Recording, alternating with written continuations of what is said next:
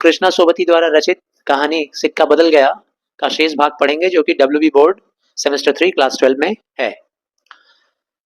पिछले वीडियो में हम लोगों ने आखिरी लाइन ये पढ़ा था, वह क्या सुबह ही ना समझ गई थी।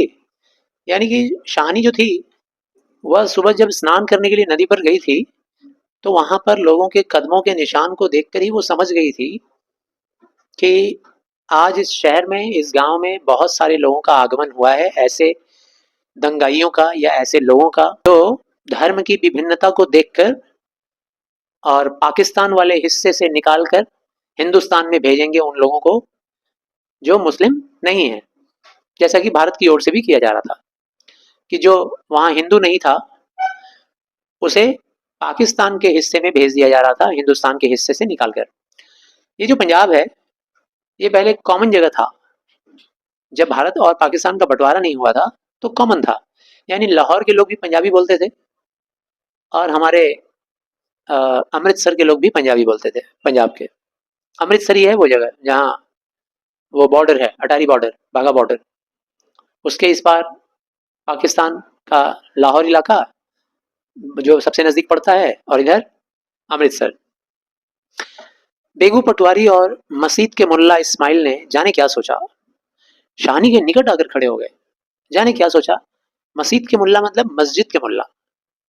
ये जो मस्जिद है, जिस उच्चारण में बोलते थे वो लोग मस्जिद को, उसी को बोल दिए मस्जिद का मुल्ला। तो मस्जिद के मुल्ला जो थे इस्माइल, वो और बेगू पटवारी, ये दोनों न जाने क्या सोचकर मेरे सबसे नजदीक आकर खड़े हो गए। मेरे मतलब शाहनी के। बेगू आज शाहनी की ओर देख नहीं पा रहा था। बेगू जो था, बेगू पटवारी, हमेशा शाहनी से आंखों में आंखें डालकर बातें करता था, लेकिन आज शाहनी जो कि एक वृद्ध महिला है, उसके आंखों में झांक कर सीधे सीधे बात नहीं कर पा रहा है, आंखें चुरा रहा है। धीरे से जरा अपना गला साफ किया और कहा, रब नू यही मंजूर सी। पंजाबी में बोला, भगवान को यही मंजूर था। किसकी तरफ देखकर? शानी को देखकर कहता है। शानी के कदम डोल गए। कदम डोल गए मतलब अब चलने वाली स्थिति में नहीं थी वो। शरीर उसका डगमगा रहा था, ऐसा लग रहा था जैसे चक्कर खाकर गिर पड़ेगी। चक्कर आया भी और दीवार के सहारे खड़ी हो गई। क्या इसी दिन के लिए उसके शाह जी उसको दुनिया में छोड़कर चले गए? बेजान सी शाहनी की ओर देखकर बेगू सोच रहा है। बेगू पटवारी जो था वो शाहनी की तरफ देखा, जो कि एकदम बेजान लग रही थी उस वक्त, क्योंकि दीवार से चिपक कर खड़ी हो गई थी। शरीर उसका पूरा डोल गया, सर चकरा गया ये सुन के कि अब शायद उसे ये महल छोड़कर, ये हवेली छोड़कर जाना होगा, ये देश छोड़कर जाना होगा, यहाँ के लोगों को छोड़कर जाना होगा। बेजान सी शाहनी की ओर देखकर बेगू सोच रहा था। क्या सोच रहा था? क्या गुजर रही है शाहनी पर। बोल नहीं रहा है, सोच रहा है कितना बुरा गुजर रहा है, कितना बुरा दौर है शाहनी बेचारी। मगर क्या हो सकता है, सिक्का तो बदल गया है। सिक्का बदल गया है। पिछले दिन हम लोगों ने इसके ऊपर चर्चा किया था, यानी कि राजनैतिक उथल पुथल हुआ है भारत और पाकिस्तान में। भारत के दिल के दो टुकड़े कर दिए गए हैं, एक हिंदुस्तान और दूसरा पाकिस्तान। और जिस हिस्से में शाहनी रहती थी उस हिस्से की शख्सियत बदल गई, वहां रियासत बदल गया, दूसरा प्रधानमंत्री हो गया, सिक्का बदल गया। अब वहां उन लोगों को रहने नहीं दिया जाएगा जो हिंदू हैं। शाहनी का घर से निकलना छोटी सी बात नहीं थी। अब शाहनी आज अपने महल को छोड़कर जाएगी, ये मामूली बात नहीं है भाई। शाहनी उस पूरे गांव की, समझिए, मालकिन की जैसी है, सबसे वृद्ध भी है, सबका ख्याल रखती है। गांव का गांव खड़ा है, पूरा गांव खड़ा था वहां पे। जो ले जाने लोग आए थे वो तो आए ही थे ले जाने के लिए सरकारी हुक्म के ऊपर, लेकिन पूरा गांव विरोध तो नहीं कर सकता था। लेकिन उसे विदाई देने के लिए, आंसू बहाने के लिए, आखिरी बार मिलने के लिए पूरा गांव खड़ा था। हवेली के दरवाजे से लेकर उस दारे तक।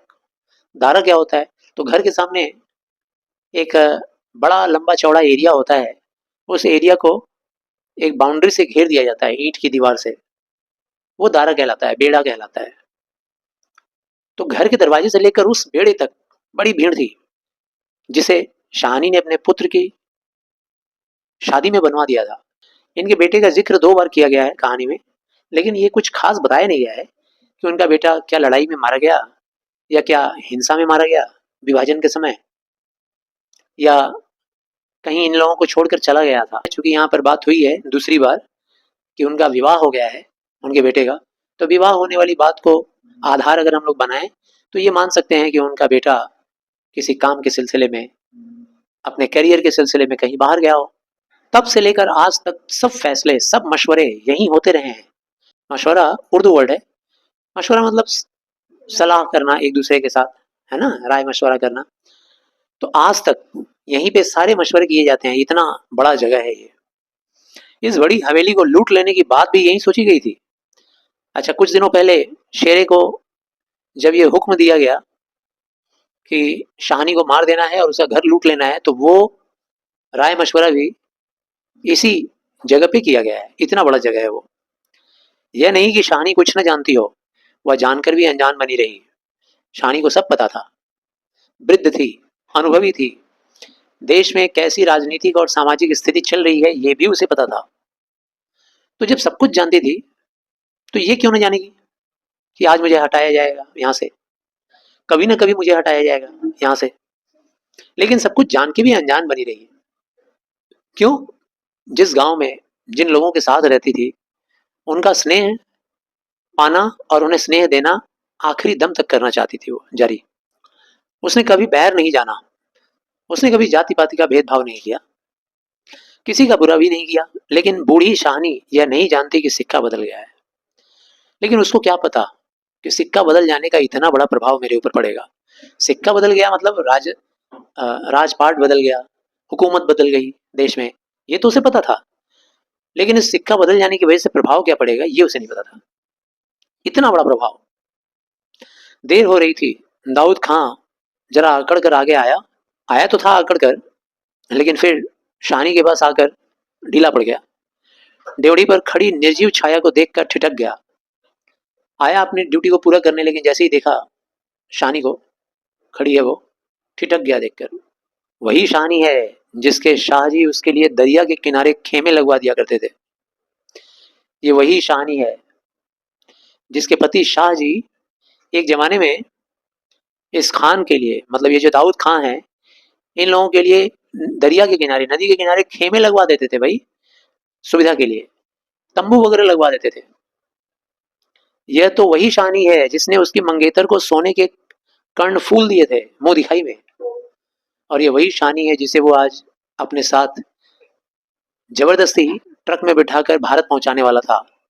ये वही शाहनी है जिसने उस दाऊद खान की होने वाली पत्नी को कान का एक फूल दिया था, यानी ईयरिंग दिया था सोने का मुंह दिखाई में। ये वही है। वृद्ध है, माँ जैसा उसका स्वभाव था सभी के लिए। अभी उस दिन वह लीक के सिलसिले में आया था तो उसने उदंडता से कहा था। अच्छा, कुछ दिन पहले वो चंदा लेने भी आया था। जब आया था तो बड़ा उदंड स्वभाव से बोला। क्या बोला? शानी, भागोवाल मस्जिद बनेगी। बोला कि मस्जिद बननी है, 300 रुपए देने पड़ेंगे आपको। शानी ने तुरंत ना किसी से पूछा ना किसी से कुछ कहा, और 300 रुपए निकालकर सरल स्वभाव के साथ उसके हाथ में रख दिए। और आज आज वही दाऊद खान उसको अपने साथ ट्रक में बैठाकर ले जाने वाला है, इस पार से उस पार, सीमा के उस पार। दाऊद खान ने आवाज दी, शानी। वह थानेदार है, नहीं तो उसका स्वर शायद आंखों से उतर आता। फिलहाल अभी वो थानेदार की हैसियत से आया था ना, रोना उसको अलाउड नहीं था, क्योंकि उसको हुक्म मिला है सियासत से कि जाओ ऐसे लोगों को ट्रक में भर भर कर सीमा के उस पार पहुंचाओ। अगर आज वो वर्दी में नहीं होता तो इतना इमोशनल हो गया था कि माँ जैसी शानी को जब ऐसा प्रपोजल देता कि चलो माँ तुमको उस पार भेजना है, तुम्हारा सब कुछ तुमसे छीन कर, तो शायद रो देता। शाहनी गुमसुम कुछ न बोल पाई। शानी ड्योढ़ी के निकट जाकर बोला फिर से, देर हो रही है शानी, कुछ साथ रखना हो तो रख लो। कुछ साथ बांध लिया है कि नहीं, सोना चांदी कुछ? शाहनी अस्फुट स्वर में बोली, सोना चांदी? फिर सादगी के साथ बोली, सोना चांदी बच्चा, वह सब कुछ तुम लोगों के लिए रहेगा बेटा, वो सब हम लेकर नहीं जाएंगे। मेरा सोना तो यहाँ का एक एक जमीन का जर्रा जर्रा है। कहने का मतलब सोना प्रतीक होता है कीमती वस्तु का। उसके कहने का मतलब है कि मेरे लिए तो सोना यानी सबसे कीमती चीज यहाँ के लोग हैं, यहाँ का जर्रा जर्रा है, यहाँ की जमीन है। वो जमीन में ही बिछा हुआ, यहीं पड़ा हुआ रहेगा, यहाँ की खुशबू में, यहाँ की हवा में। दाऊद खान लज्जित सा हो गया। लज्जित हो जाएगा नहीं, आया था जिस महिला को ले जाने के लिए, और उससे कुछ दिन पहले प्लान भी हुआ था कि उसे मार देना है और मारकर उसका घर लूट लेना है, हवेली। जब इतना बड़ा विशाल हृदय देखा, दान की भावना देखा, प्रेम और स्नेह देखा शानी का, तो लज्जित हो गया। शानी तुम अकेली हो, उसने कहा, अपने पास कुछ तो होना जरूरी है ना, कोई तो है नहीं तुम्हारा, कुछ नकदी ही रख लो। नकदी मतलब कुछ कैश पैसा ही रख लो। वक्त का तो कुछ पता नहीं, पता नहीं कितने दिनों तक तुमको खेमे में रखना पड़ेगा, या मेकशिफ्ट जो होता है ना, जैसे कोई किसी को सुरक्षित रखने के लिए जगह बना दिया जाता है, वहां रखना पड़ेगा। शानी कहती है वक्त, अपनी गीली आंखों से हंस पड़ी। आंखों में आंसू थे और उसी में हंस पड़ी। कहती है वक्त, दाऊद खां, इससे भी अच्छा वक्त देखने के लिए मैं क्या जिंदा रहूंगी, जो वक्त अभी देख रही हूं। किसी गहरी वेदना और तिरस्कार से वो कह गई ये बात। वेदना यानी कि दर्द, और तिरस्कार यानी कि सामने वाले का थोड़ा अपमान करने वाला ढंग। दाऊद खां निरुत्तर हो गया, कोई जवाब नहीं था दाऊद खां के पास। साहस करके बोला, शानी कुछ नकदी जरूरी है, लेकिन कुछ रख लो। उसने कहा नहीं बच्चा, मुझे इस घर से, क्या बोलना चाह रही है, मुझे इस घर से कुछ नहीं ले जाना है। लेकिन बोल नहीं पाई, तुरंत उसका गला भर आया, भावनाओं से रो पड़ने वाली स्थिति आ गई, गला उसका रुंध गया। नकदी प्यारी नहीं है, यहाँ की नकदी यहीं रहेगी बेटा, सब कुछ यहीं रहेगा तुम लोगों के लिए। शेरा पास आ खड़ा हुआ, तभी उनका नौकर, जिसको शेरे शेरे करके पुकारती थी, वो आकर खड़ा हुआ। दूर खड़े खड़े उसने दाऊद खां को शाहनी के पास देखा, तो शक गुजरा कि हो ना हो कुछ मार रहा हो शाहनी से। शेरा दूर खड़ा था ना, चोर चोर मौसेरे भाई। तो वो जो दाऊद खां था और शेरा था, सारे तो उसी जगह के थे। सारे लोगों ने मिलकर प्लानिंग किया था कि इसको मारेंगे, इसका सब कुछ लूट लेंगे। तो शेरा बड़ी देर से देख रहा था कि दाऊद खां न जाने क्या बातें किया जा रहा है शानी से, कहीं कुछ उड़ा ना ले माल, ठीक है ना, जाते जाते बुढ़िया से कुछ मांग ना ले, और वो कहीं भावुक होकर दे ना दे उसको। जेलस हो गया उसको, आकर तुरंत खड़ा हो गया और आकर बोलता है क्या, खान साहब देर हो रही है। किसको याद दिला रहा है, दाऊद खां को।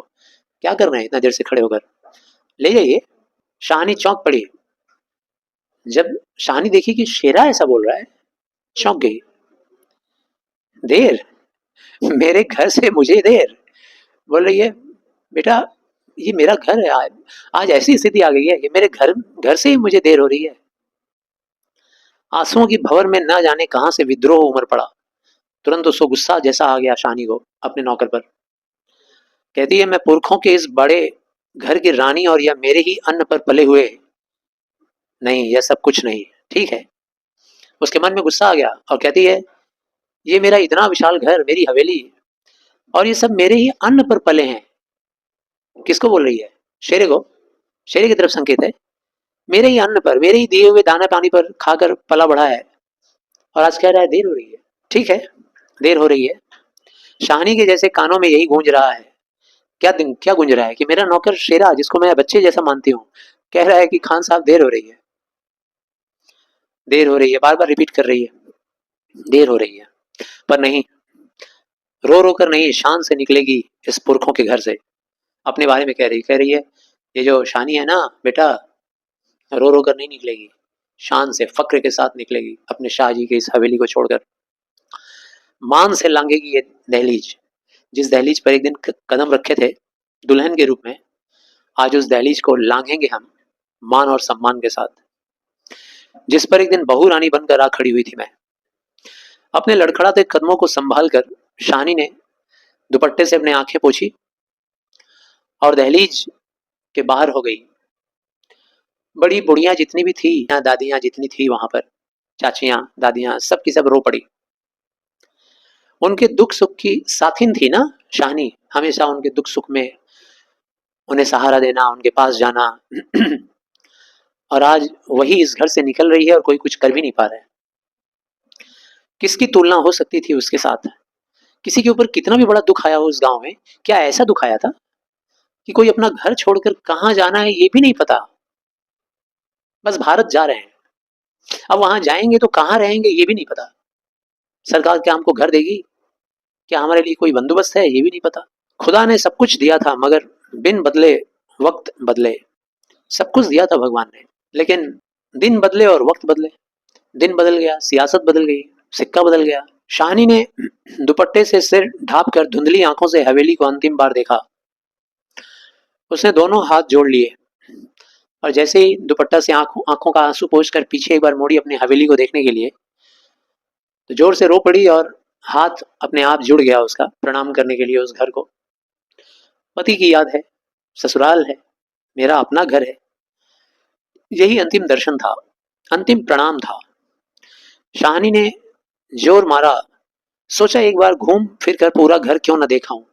मन में हुआ कि चलो एक बार और देखाएं घर, सारा कमरा घुमाएं, कोना कोना एक बार और देखाएं। लेकिन ऐसे में क्या होता है, मोह और बढ़ता है और रोना आएगा।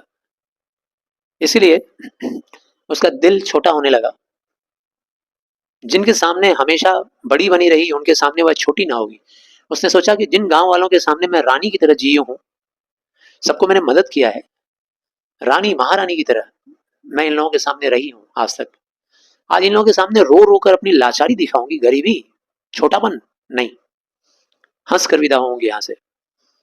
इतना ही ठीक है, जो हो गया, जितना हो गया, जितना दर्शन कर लिया, बस इतना ही, बस हो चुका।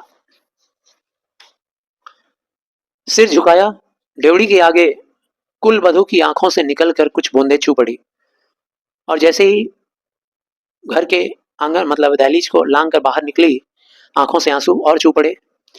शाहनी चल दी, ऊंचा भवन पीछे खड़ा रह गया। दाऊद खां, शेरा, पटवारी, जेलदार, छोटे बड़े, बच्चे बूढ़े, मर्द औरतें सब पीछे पीछे विदाई देने जाने के लिए। किस तरफ जा रही है? ट्रक के पास। ट्रकें अब तक भर चुकी थी, उसमें बहुत सारे और लोग भर दिए गए थे, लेकिन वो लोग निम्न श्रेणी के लोग थे। उन लोगों के चले जाने पर गांव वालों को कोई बहुत दुख नहीं हो रहा है, लेकिन ये शाहनी रानी महारानी की परिस्थिति में थी। इसके जाने पर जो दुख सुख की साथी थी लोगों की, उसके जाने पर लोगों का दुख है। सबको उसने मदद किया था कहीं ना कहीं, किसी न किसी रूप से। शानी अपने को खींच रही थी, गांव वालों के गलों में जैसे धुआं उठ रहा था। शानी जबरदस्ती खींच खींच कर ले जा रही थी, कदम आगे बढ़ नहीं रहे थे, और गांव वालों के गलों में धुआं उठ रहा है, मतलब सब रोने वाली स्थिति में आ गए हैं। शेरे, खूनी शेरे का दिल भी टूट रहा है। खूनी शेरा, खून करने का जिम्मेदारी उसी को मिला था, शेरे को। आज तो लग रहा था कि वो भी रो देगा अभी फिलहाल। दाऊद खान ने आगे बढ़कर ट्रक का दरवाजा खोला। शानी आगे बढ़ी। इस्माइल ने आगे बढ़कर भारी आवाज में कहा, ये इस्माइल कौन है? तो मस्जिद के मुल्ला। उन्होंने कहा, शानी कुछ कह जाओ, तुम्हारे मुंह से निकली आशीष झूठ नहीं हो सकती। तुम अपने मुंह से अगर कुछ आशीर्वाद देके जाओगी ना, तो कुछ गलत नहीं होगा, कुछ तो कह के जाओ। और अपने साफे से आंखों का पानी पोंछ लिया। और वो जो मुल्ला जी थे, वो पहने थे जो साफा, उस साफे का ऐसा लटक रहा था ना, ऐसा साइड में लटकता है साफे में, तो उसी से अपने आंखों को पोंछ लिया। और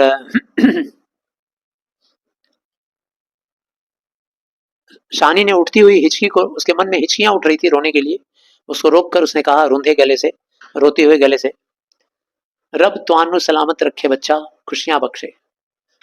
भगवान तुम लोगों को सलामत रखे, सही सलामत तुम लोगों को खुशियां दे। वह छोटा सा जन समूह रो दिया, जितना सा छोटा सा ग्रुप था, जेलदार का, दाऊद खान का, इस्माइल का, बूढ़े बुजुर्ग, सब लोग, बच्चे, सब लोग रो दिए। जरा भी दिल में मैल नहीं शानी के लिए, और शानी के अंदर उन लोगों के लिए। और हम शानी को नहीं रख सके। शेरे ने बढ़कर शानी के पांव छुए। नौकर आगे बढ़ा और पांव छुआ। शानी कोई कुछ नहीं कर सका, और बोलता है क्या शानी? कोई कुछ कर नहीं पाया शानी, राज ही पलट गया है। शानी ने कांपता हुआ हाथ शेरे के सिर पर रखा और रुक रुक कर कहा, तनु भाग जगड़ चन्ना। ये भी पंजाबी भाषा में है कि मेरे चंदा, मेरे चंदा मतलब भाई जिसको हम बहुत प्यार करते हैं उसको चंदा कहते हैं। तो मेरे चंदा, तेरी तो किस्मत खुल गई बेटा, अब मैं जा रही हूँ। मेरा ख्याल रखने के लिए तू ही था मेरे पास। अब मेरे बाद वो सब कुछ तेरा ही हो जाएगा। क्योंकि उस टाइम में जब विभाजन के समय में इधर से लोगों को जब उधर खदेड़ा जा रहा था, वहां पे लोग जबरदस्ती जाकर जो हिंदू परिवार था, इधर के जो मुसलमान उधर भगाए जा रहे थे, जो बच जा रहे थे, बहुत सारे लोगों का तो कत्ल भी हो जा रहा था, जो बच जा रहे थे उधर जा रहे थे, तो वहां जबरदस्ती हिंदू परिवारों का कत्ल करके उनके घर में घुस जाते थे, उनका घर अपना लेते थे। और सेम इधर भी हो रहा था। वहां से आए, टूट पड़े, जो भी घर खाली देखा ताला तोड़ो, अंदर घुसो, आवाज से मेरा है, ऐसा सिस्टम था। दाऊद खान ने हाथ का संकेत दिया, दाऊद खान ने हाथ हिलाकर संकेत दिया कि गाड़ी स्टार्ट करो। कुछ बड़ी बुढ़िया जल्दी जल्दी शानी के गले लगी और ट्रक चल पड़ी। अन्न जल सब कुछ उठ गया आज इस गांव से। वह हवेली, वह नया नया जो बैठक था जहां बैठा करती थी, वो चौबारा, यानी कि चार कोने वाला एक ऊंचा सा प्लेटफॉर्म दरवाजे के सामने होता है, बड़ा सा पसार, यानी घर के सामने फैला हुआ जगह। एक एक करके घूम रहे थे शानी की आंखों में, सब कुछ याद आ रहा था। कुछ पता नहीं ट्रक चल रहा है या वो खुद चल रही है, या उसे कोई खींच कर ले जा रहा है, उसे कुछ पता नहीं, आंखें बस बरस रही हैं। दाऊद खां विचलित होकर देख रहा है इस बूढ़ी शानी को, कहाँ जाएगी अब वह। उसका रोता हुआ चेहरा आखिर में दाऊद खां देखा और यही सोच रहा है कि अब कहाँ जाएगी बेचारी, क्या करेगी। शानी, उसने बोला दाऊद खां ने, मन में मैल ना लाना, कुछ कर सकते तो उठा ना रखते। अपने मन में हम लोगों के लिए कोई मैल मत रखना शानी। अगर हम लोगों के हाथ में कुछ होता ना, तो हम लोग तुमको जाने नहीं देते, तुमको उठाकर भेज नहीं देते। वक्त ही ऐसा है, यानी कि वक्त, जैसे ऊपर मैंने पढ़ा था ना, मस्जिद को मस्जिद बोला गया है, ऐसे ही वक्त को वक्त, वक्त ही ऐसा है। राज पलट गया ना शानी, क्या किया जाए, सिक्का बदल गया। रात को शानी जब कैंप में पहुंचकर जमीन पर पड़ी तो लेटे लेटे आहत मन से सोचा, अब पहुंच गई है और रात को पड़ी हुई है कैंप में और सोच रही है कि राज पलट गया, सिक्का क्या बदलेगा, सिक्का क्या बदलेगा मतलब परिस्थितियां क्या बदलेंगी, वह तो मैं वहीं छोड़ आई, क्या पलटेगा परिस्थिति। जिस परिस्थिति में मैं थी, जो मैंने स्नेह बांटा, जो मैंने हमदर्दी दिखाई, लोगों के साथ अपनापन दिखलाया, वो तो मेरा सब कुछ वहीं मैं छोड़ आई हूँ, वो नहीं बदलेगा। और शानी की आंखें और भी गीली हो गई और रोने लगी। आसपास के हरे भरे खेतों से घिरे गांव में रात खून बरसा रही थी। आसपास हरा भरा खेत है, वहां हिंसक घटनाएं घट रही थी, वहां लोग एक दूसरे के खून के प्यासे बने हुए थे, खून बरस रहा है चारों तरफ, दंगा फसाद जारी है। और तब शायद राज भी पलटा खा रहा था और सिक्का शायद बदल रहा था, ऐसा सोच रही है वो, कि राज भी बदल रहा है, यानी कि इधर जो राज था वो दूसरा राज हो गया, उधर जो राज था वो दूसरा राज हो गया। अब शायद ऐसी स्थिति में सिक्का बदल रहा है। शायद ऐसी परिस्थितियों में सामाजिक दशा, आर्थिक दशा, लोगों की मानसिक दशा, लोगों का विचार, सब कुछ बदल रहा है, शायद बदल रहा है। लेकिन मेरी ओर से मैंने अपना स्नेह प्रेम सब कुछ मैं वहां छोड़ आई हूँ।